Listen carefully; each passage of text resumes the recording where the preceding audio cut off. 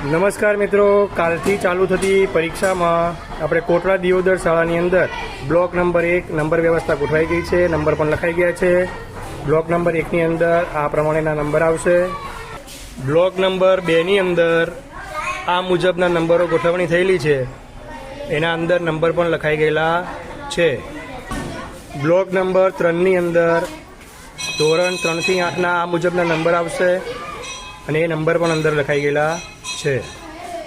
Block number 4ની અંદર ધોરણ 3 થી 8માં આ મુજબના નંબર ગોઠવણી થઈ ગયેલી છે.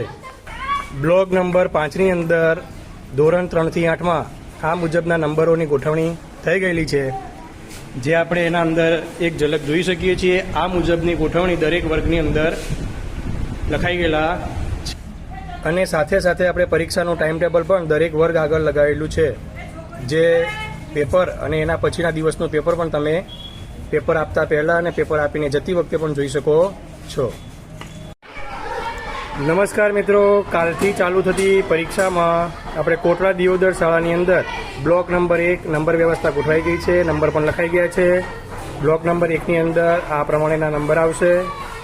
બ્લોક નંબર 2ની અંદર આ મુજબના નંબરો ગોઠવણી થયેલી છે. એના અંદર નંબર પણ લખાઈ ગયેલા છે.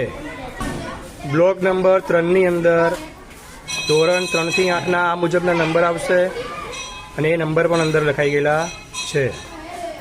બ્લોક નંબર 4ની અંદર ધોરણ 3 થી 8માં આ મુજબના નંબર ગોઠવણી થઈ ગયેલી છે.